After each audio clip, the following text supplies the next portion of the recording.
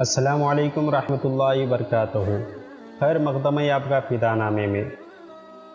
دوستو، آج کے تذکرۃ الاولیاء کی سیریز میں ہم ذکر خیر کر رہے ہیں گوہر علم و فن، زینت مسند نشین و افتاء، قائد اہل سنت، فقیہ اعظم ہند، نائب مفتی اعظم ہند، شارح بخاری حضرت علامہ و مولانا مفتی شریف الامجدی، استاذ و مفتی الجامعۃ الاشرفیہ مبارک پور علیہ رحمت رضوان کا۔ آپ ایک عظیم المرتبہ شخصیت تھے۔ آپ کی ذات والا صفات محتاج تعارف نہیں، آپ ہمہ جہت شخصیت کے مالک تھے۔ اسلام کا یہ علم و ہنر کا سورج اپنے زمانے میں خوب چمکا، جس کی چمک نے ایک عالم کو روشن کیا، جس کی کرنیں نہ صرف عقل و خرد کو خیرہ کرتی تھی بلکہ علماء و عوام کے دلوں کے لیے نور باری کا ذریعہ بھی تھی۔ نائب مفتی اعظم ہند، شارح بخاری مفتی شریف الحق امجدی علیہ رحمت رضوان کی ولادت 11 شعبان المعظم 1349 ہجری مطابق 20 اپریل 1921 کو ضلع اعظم گڑھ، جو موجودہ ضلع مو کے نہایت مشہور و معروف اور مردم خیز قصبہ بھوسی کے محلہ کریم پور میں ہوئی۔ آپ محدث، مفسر، شارح، مناظر، فقیہ، مدرس، مصنف، محقق، مقرر، ناقد اور مفتی جیسے بہت سے اوصاف و خوبیوں کے مالک تھے۔ آپ کا سلسلہ نسب یوں ہے: حضرت مولانا شریف الحق امجدی بن عبدالصمد بن ثناء اللہ بن لال محمد بن مولانا خیر الدین اعظمی علیہم الرحمہ۔ ناظرہ اور ابتدائی تعلیم بھوسی کی ہی مکتب میں پائی اور صدر الشریعہ کے منجلے بائی حکیم احمد علی اعظمی سے فارسی پڑھی، پھر جامعہ اشرفیہ میں ہدایہ، ترمذی، صدر اور حمداللہ تک تعلیم حاصل کی۔ اس کے بعد کچھ ماہ میرٹھ میں تعلیم حاصل کی اور آخر میں دارالعلوم مظہر اسلام بریلی شریف میں داخلہ لیا۔ یہاں محدث اعظم پاکستان علامہ سردار احمد قادری علیہ رحمہ سے حرف بحرف سیاہ ستہ پڑھ کر دور حدیث کی تکمیل فرمائی اور یہیں سے سند فراغت حاصل کی۔ تقریباً 11 سال تک حضور مفتی اعظم ہند علیہ رحمہ کے زیر نگرانی 20ویں دارالافتاء بریلی شریف میں سینکڑوں فتاوے لکھے۔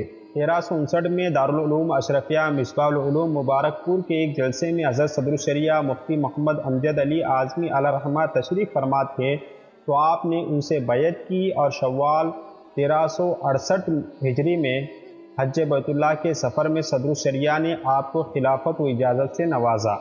اس کے علاوہ مفتی اعظم ہند علیہ رحمہ نے 7 رمضان المبارک 1381 ہجری اور حضور احسن العلماء نے بھی آپ کو اجازت و خلافت عطا فرمائی۔ شارح بخاری علیہ رحمہ لکھتے ہیں کہ جن سلاسل کی مجھے اجازت حاصل ہے ان کی تعداد 78 ہے۔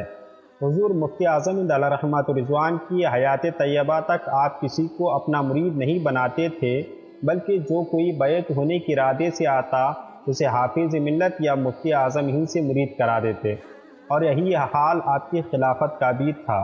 اس لیے آپ کے خلفاء و مریدین کی تعداد بہت کم ہے۔ آپ کے تلامذہ و خلفاء میں خواجہ مظفر حسین رضوی، قاضی عبدالرحیم بستوی، حضرت مفتی مجیب اشرف ناگپوری، علامہ عبدالحکیم اختر شاہ جہان پوری، مولانا حافظ عبدالحق رضوی استاد جامعہ اشرفیہ مبارک پور، مولانا بدر عالم جامعہ اشرفیہ مبارک پور، مولانا رجب علی بلرام پوری بنارس، مولانا محب اللہ شریفی، مولانا ولی اللہ شریفی اور مولانا صغیر احمد جوہکن پوری بانی الجامعۃ القادریہ بریلی جیسے جید اور فائق علماء کرام شامل ہیں۔ آپ کے اساتذہ کرام میں صدر الشریعہ مفتی محمد امجد علی، مفتی اعظم ہند علامہ مصطفیٰ رضا خان، حافظ ملت علامہ عبدالعزیز محدث مراد آبادی اور محدث اعظم پاکستان علامہ سردار احمد قادری علیہ رحمت رضوان جیسی عظیم ہستیاں سر فہرست ہیں۔ حضرت شارح بخاری علیہ رحمہ نے تقریباً 35 سال مختلف مدارس میں تدریسی خدمات انجام دیں۔ آپ کی فقہی بصیرت کا زمانہ گواہ رہا، فقہی جزیات پر گہری نظر رکھتے تھے۔ جامعہ اشرف مبارک پور میں دارالافتاء کا قیام بھی آپ ہی نے کیا۔ اپنی زندگی میں تقریباً 70,000 فتاوے تحریر کیے، اس کے ساتھ کئی کتابیں اور مقالات بھی تصنیف فرمائے۔ بالخصوص 5 جلدوں پر مشتمل نزہۃ القاری شرح صحیح البخاری کی وجہ سے شارح بخاری کے لقب سے ملقب ہوئے۔ شارح بخاری کے چند تصانیف کے نام یہ ہیں: نزہۃ القاری شرح صحیح البخاری، مقالات شارح بخاری، فتاوی شارح بخاری، تعلیقات فتاوی امجدیہ، مسئلہ تکفیر اور امام احمد رضا، اشرف السیر، اشک رواں، اسلام اور چاند کا سفر، تحقیقات، فتنوں کی سرزمین کون، نجد یا عراق، سنی دیوبندی اختلاف کا منصفانہ جائزہ، اثبات ایصال ثواب، مفتی اعظم ہند اپنے فضل و کمال کے آئینے میں، شہادت حسین کا ذمہ دار کون، مسائل حج و زیارت، السراج الکامل، فرقوں کی تفصیل۔ شارح بخاری علیہ رحمۃ رضوان نے 1405 ہجری مطابق 1985 میں پہلا حج ادا کیا اور سن 1996 میں پہلا عمرہ ادا کیا، سن 1418 ہجری مطابق 1957 عیسوی میں دوسرا حج اور 1418 ہجری 1958 عیسوی میں دوسرا عمرہ ادا کیا۔ آپ ایک بہترین خطیب بھی تھے، آپ کو زبان و بیان کی زبردست قوت عطا ہوئی تھی، تقریر بڑی مفصل اور مدلل ہوا کرتی تھی، اس کے علاوہ فن مناظرے پر کامل دسترس بھی رکھتے تھے۔ شارح بخاری نے کئی مناظروں میں مختلف حیثیت سے شرکت فرمائی، کئی مناظرے اہل سنت کا علمی تعاون کیا تو کہیں خود مناظرہ کیا، کہیں مناظرے کی صدارت کی۔ جن مناظروں میں آپ کا سرگرم اور نمایاں کردار رہا ان میں سے چند کا ذکر ہم کر رہے ہیں۔ بریلی شریف میں قادیانی سے مناظرہ بزمانہ طالب علمی، رائے پور ضلع لکھیم پور کھیری، باندو چترا ضلع پلامو، بھبن گاؤں ضلع بستی، جھریا ضلع دھنباد، کٹک ریاست اڑیسہ، بجرٹیا بنارس، سعدی مدن پور ضلع فتح پور اور بدائی شریف میں آپ نے نمایاں کردار مناظروں میں ادا کیا۔